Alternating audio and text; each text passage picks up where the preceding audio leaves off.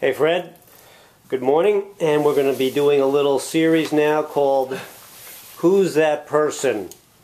So we've been looking at some videos. Some people have been giving us some access to different people that we should look at and comment on, but we're not going to give people their names, not just yet, but in general I'd like you to start commenting on a video that the first video I reviewed. So this person decided to go into the idea that a vegetarian lifestyle basically doesn't work. Okay, that's what they said.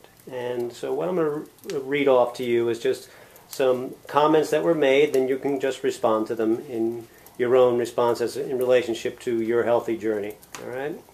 So the general first comment is that if you look back 4 million years ago when supposedly humans first came onto the planet and they were hunters, and the statement that was made was that we have really big brains and there's no other animal that has a brain as big as ours, and we have the smallest digestive tract. So could you just generally comment on that anatomically, please? Yeah, well, I can understand where this person is coming from, because there's such so much conflicting research out there that most people have really looked into this and still quite confused and not sure what the truth really is. So as far as us, it's us having the largest brains of any animal species, that's definitely not true.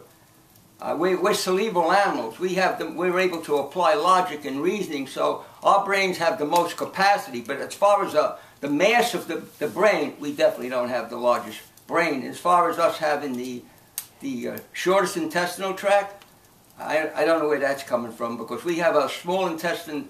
Our small intestines are someplace between 16 and 20 feet. Our large intestines are approximately about 5 feet, 5 or 7 feet.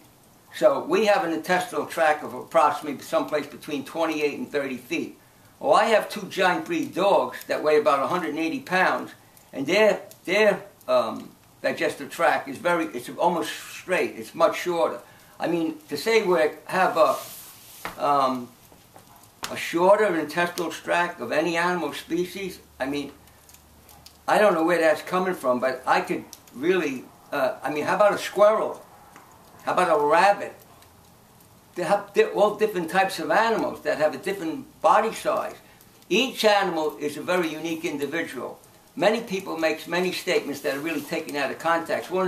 Another statement that's, you know, it's on the other side of the spectrum, when people say, look how strong an elephant is and they're vegetarians. Well, that has nothing to do with how much strength we're going to have if we're a vegetarian. That is another preposterous statement here.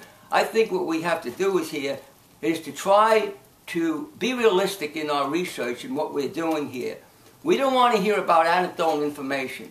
I really don't think that scientific information is really based on somebody that ate a lot of animal protein and didn't do well, meaning that animal protein in itself is poison. I don't agree with that either, to be perfectly honest and fair about everything. And I also know tremendous amount of people. I've worked with 25 to 30,000 people in the last 45 years, and I know tremendous amount of people that are vegan vegetarians that are very, very healthy people.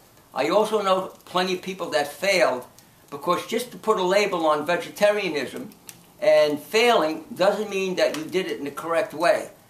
A lot of vegetarians I see, they're eating processed food, and I call them pudding vegetarians. They're eating a lot of processed food, and they're not going to do any better than anybody else that's eating a lot of processed food. The common denominator to being a healthy person is to leave out all the processed food. Paleolithic man, when he lived 4 million years ago, whenever he lived, you know, after the Ice Age, they didn't have much of a choice in what they had to eat. I mean, there was no agriculture, there were no gardens around, there were no fruit trees around, there was no plants, vegetarian plants growing wild, not too many anyway. So the hunter-gatherers, they had to eat what was available, and what they did is they gravitated towards animal protein. The statistics that are coming from these people that use this as a source of information, it's very biased information. And the reason why these people were relatively healthy, and they were not completely healthy, in fact they had a lot of bone problems, because of the amount of protein they ate. Even though the protein was much higher quality than it is today, game animals have a much higher quality and less saturated fat. The organ meats is much healthier for us, and even the like the liver and the kidneys, the people that ate those liver and kidneys, which would not be my choice of food, to be honest with you, because they're the elimination organs. But in modern day and age, the elimination organs are loaded with all kinds of environmental toxins. So these are not simple issues. You just can't do research and quote some facts from the source of research that you're getting unless you're looking at the whole picture here.